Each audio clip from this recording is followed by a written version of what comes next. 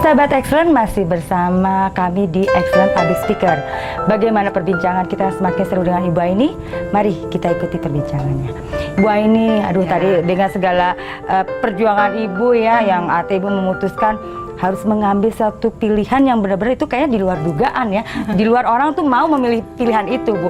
Tapi Ibu tetap pada prinsip Ibu karena Ibu tahu tujuannya. Oke. Dan tadi Ibu kan katakan dari zero ya, Bu ya. Ibu melakukan step by step. Boleh mungkin di-share, Bu, ya apa sih langkah pertama, kedua dan seterusnya, artinya untuk mewujudkan apa yang menjadi tujuan dan cita-cita Ibu. Ya. Yang jelas memang untuk mewujudkan impian, yang namanya impian kan berarti saat itu nggak jelas ya, mau jadi apa. Iya, belum tahu ya. Saya ingat bahkan orang mengatakan bahwa ini kamu tuh nekat banget ya.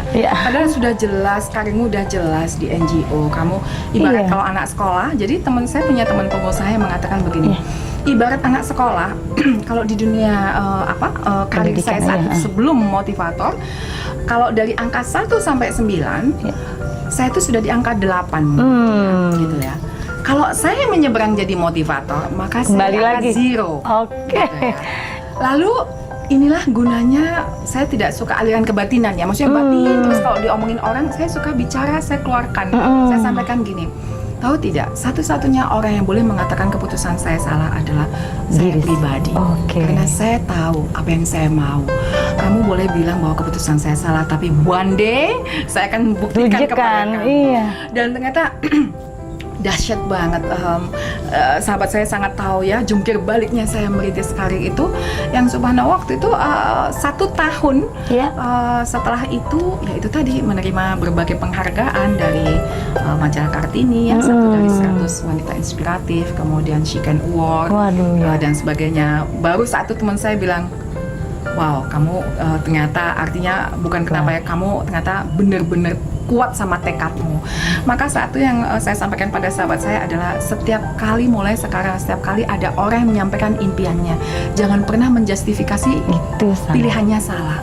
Yang perlu kita lakukan adalah do it. Support gitu, support gitu loh. Itu sih, jadi itu. Dan kembali lagi pada saat itu, karena awal-awal itu kan mengisi kekosongan saya, plus selama di Aceh itu kan saya belajar menulis ya. Karena saya melihat bahwa buku itu banyak merubah seorang Aini. Maka karena di Aceh itu bioskop nggak ada apa-apa, nggak ada boro-boro ya. Iya, maka hobi saya setiap kali balik ke Aceh, kalau wanita biasanya borong baju, saya borong buku gitu. Jadi sebagian gaji saya itu selalu saya alokasikan untuk beli buku-buku motivasi. Tujuannya adalah memotivasi diri saya gitu loh. Karena saya tahu bahwa setelah ini saya harus moving on, saya harus jalan terus. Nah, maka pada saat itu selama di Aceh menulis, dan waktu itu selama 4 tahun tuh sudah 85% ya mau jadi. Ketika balik ke Jakarta, dahsyatnya adalah atas kecerobohan saya, buku yang sudah 4 tahun saya tulis itu hilang begitu saja, kedelete di laptop ya. Aduh, bener deh, saya inget banget. Sehari semalam saya nangis luar biasa. Gimana nggak nangis? Karena nggak bisa menulis, butuh 4 tahun. Hilangnya cuma berapa detik ya. 85% ya, Bu ya, sudah. Dan itu tadi, saya memang beruntung punya suami yang dahsyat. Suami saya selalu mengatakan gini, emang ibu dulu impiannya ngapain? Nulis buku, alasanmu apa? Lalu saya nangis, iya sih. Impian saya saat itu adalah sebetulnya simpel. Gini, saya punya prinsip, saya tidak mau meninggalkan uang atau harta yang kita miliki sebagai satu-satunya warisan buat anak-anak saya. Saya mau salah satunya adalah buku, bagian dari warisan termahal. Kenapa? Karena saya merasa saya lahir dari keluarga sederhana, saya bisa kok meraih impian saya. Dan bukanlah kekayaan yang membuat kita bisa kemana-mana, tapi ilmu dan niat yang baik itulah yang bisa meraih. Maka sebetulnya alasan utama buku ini adalah untuk sharing kepada putra-putri saya bahwa, nak, yang bisa membuat kamu meraih impian adalah hanya kemauan yang dahsyat gitu loh.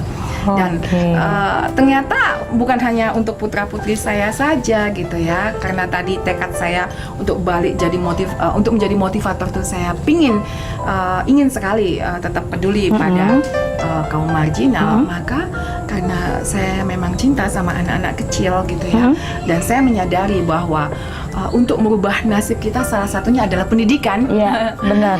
Maka waktu itu saya berpikiran, kenapa buku ini royaltinya nggak didonasikan aja buat anak-anak Wow. tidak mampu gitu. Didonasikan ke anak-anak yang tidak mampu. Betul.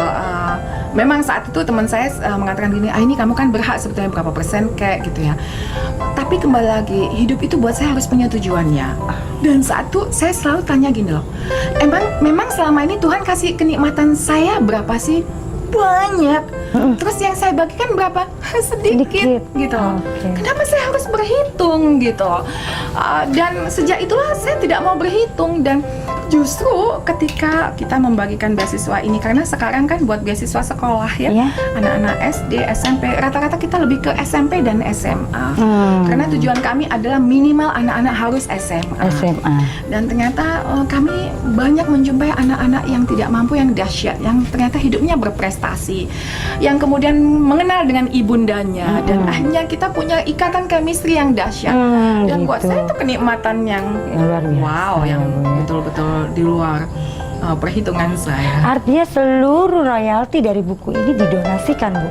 Iya. Mulia sekali ya. Amin. Okay.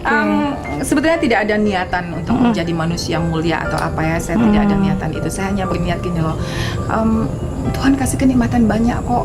Dulu kalau saya tidak mampu, ketika dibantu orang aja nikmatnya dahsyat. Dan saya ingat banget dulu kalau saya melihat dermawan, saya bilang ini, Tuhan enak sekali ya jadi dermawan ya. Saya aja cinta gitu loh sama yang dermawan. Betapa indahnya kalau one day saya dicintai banyak orang. Iya benar Ibu. Dan ternyata menjadi satu cita-cita juga ya Bu ya. Betul. Dan ternyata yang bisa kita simpulkan adalah untuk menjadi seorang dermawan itu tidak harus menjadi miliuner atau jutawan. Dengan modal menulis buku, betul, bisa menjadi seorang dermawan. Dan dahsyatnya buku ini sudah 11.000 tercetak. Wow. Jadi, sudah national bestseller. Target kami mega bestseller ya. Kembali lagi bukan untuk mendapatkan nama saya sebagai seorang motivator, tetapi di balik itu royaltinya yang bukan hanya royalti. Ternyata ketika anak-anak tersenyum, karena saya bilang ini, kalian dapat beasiswa ini hutang ya, bukan hutang uang ya. Hutangnya kasih Bunda hadiah prestasi ya. Dan ternyata banyak anak-anak yang terdorong rasa percaya dirinya untuk berprestasi. Dan buat saya merinding Bu. Buat saya kan dahsyat banget. Plus kalau ketemu ibunya gitu ya, seperti kemarin saya bertemu dengan salah satu penerima beasiswa itu, mereka bilang gini, Bunda saya semalam nggak bisa tidur bayangin ketemu Bunda. Dan nanti, Tuhan inilah kenikmatan yang wow saya nggak pernah dapetin sebelumnya. Dan buat saya itu kenikmatan yang dahsyat. Dan itulah yang mendorong saya dan tim, artinya gimana caranya buku kami bisa menghasilkan royalti yang dahsyat. Karena di balik royalti ini banyak nasib anak-anak yang tidak mampu yang bisa sekolah, yang terbantu ya Bu ya. Dan di satu sisi kepuasan yang luar biasa pasti ya Bu ya. Dan satu sisi cita-cita Ibu atau impian Ibu menjadi seorang dermawan, ya artinya dulu Ibu sebagai orang yang melihat ke atas gitu, yang tadinya saya menerima gitu ya, sekarang Ibu bisa memberi gitu ya. Karena buat kami yang jauh lebih penting adalah karakter, bukan kecerdasan otak, tapi kecerdasan emosi. Karakter inilah yang sangat utama dibutuhkan ya buat generasi penerus bangsa ya. Dan selalu kami tularkan gini, Nak, gimana rasanya ketika dapat beasiswa? Seneng Bunda. Kelak lakukan hal yang sama ya sayang ya. Dan ada beberapa yang mengatakan, Bunda, saya mau melakukan hal yang sama. Dan buat saya itu, saya tahu karena saya selalu melihat zaman saya kecil ketika saya ditolong, rasanya wow banget ya. Saya bisa merasakan wownya mereka ya. Dan saya tidak bisa banyak berkata, hanya bilang, Tuhan saya ingin buku saya go internasional. Kembali lagi bukan untuk seorang Aini, tapi untuk banyak nasib anak-anak di bawah ini.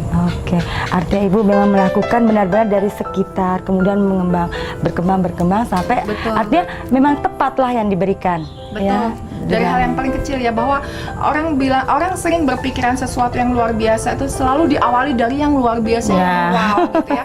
Tapi saya lebih suka memulai dari sesuatu yang sangat sederhana, kecil, menyentuh dan ngena. Hanya itu prinsip kami. Jadi kami melakukan ini bukan untuk diliput dan sebagainya untuk seorang Aini, tapi lebih kepada karena saya merasakan di bulan itu dahsyat dan itu sebuah keinginan untuk membalas dan saya ingin mereka pun membalas bukan untuk saya, membalas untuk saudara-saudara berikutnya. Oke. Artinya dari setiap tadi Ibu cerita makin banyak lagi yang Ibu beri dan beri gitu ya Bu. Ya mungkin nanti bisa Ibu share lagi apa sih yang bisa di share kepada sahabat Excellent yang bisa mungkin sahabat Excellent jadikan sebagai inspirasi yang bisa dilakukan oleh sahabat Excellent ya Bu ya. Ya. Oke. Baik sahabat Excellent, kita akan berbincang lagi di Excellent Public Speaker tapi setelah pesan-pesan berikut ini.